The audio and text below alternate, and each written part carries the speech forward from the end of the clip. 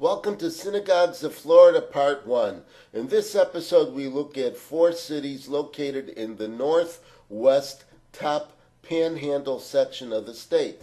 They are Pensacola, Tallahassee, Fort Walton, and Panama City. We begin with Pensacola.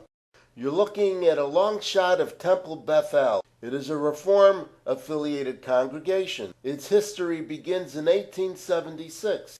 Each building that has housed this congregation has been built on this particular site. Construction on this Art Deco building happened in 1931. The spiritual leader since 2012 has been Rabbi Joel Fleekop. Shabbat services are held on Friday evenings. Saturday Shabbat morning services are held on special occasions such as bar and bat mitzvah celebrations. And now on to our next congregation in Pensacola. This is B'nai Israel congregation. It is affiliated with the conservative movement. There are both Friday evening and Saturday morning Shabbat services. The current spiritual leader is Rabbi Israel Vana. He had previously been rabbi of this congregation from 1993 until 2012, but returned in 2015 to take on the position of senior rabbi. The congregation was chartered in 1899. This building was erected in 1954. And now on to our next location, Fort Walton Beach. This is Temple Beth Shalom, or at least that's what the sign says. It's a Reform congregation.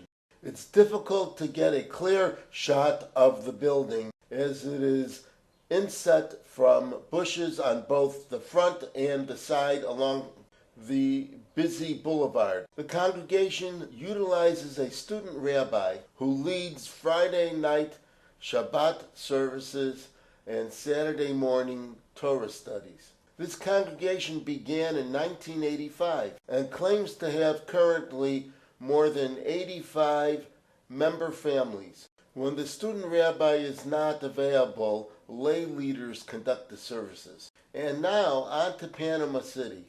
This is Temple B'nai Israel, a Reform-affiliated congregation. Shabbat services are conducted Friday evenings, and there is a Saturday morning Torah study group. There is no permanent spiritual leader, but rather visiting rabbis are utilized on special occasions. And we finally turn our attention to Tallahassee. Our first stop, believe it or not, in Tallahassee is the Chabad Lubavitch of the Panhandle, Tallahassee. This street view was captured in 2013, so we presume that the building has been remodeled since then, more appropriately as a Jewish facility. As of 2013, over 186,000 people reside in Tallahassee. It is also the capital of the state of Florida, as well as home to Florida State University. Where there is a university environment, you will also find Chabad Lubavitch, offering a more traditional Orthodox option to Jewish students, away from the comforts of home.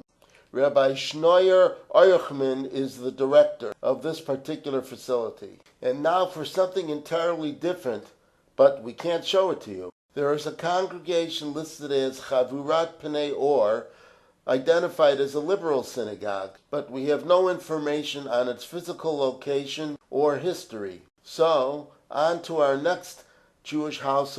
As this sign points out, hidden in these trees is Congregation Shomrei Torah.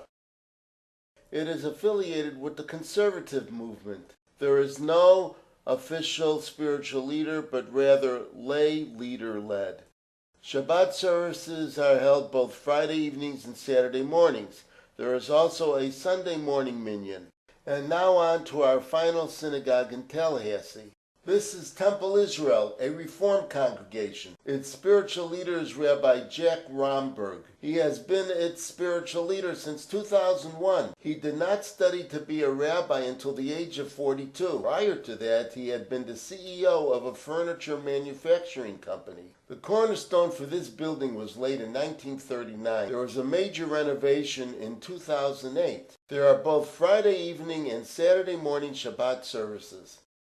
This concludes our tour of the Northwest Panhandle, Florida Jewish presence. There is much more of Synagogues of Florida to come. Stay tuned. Bye for now. See you real soon.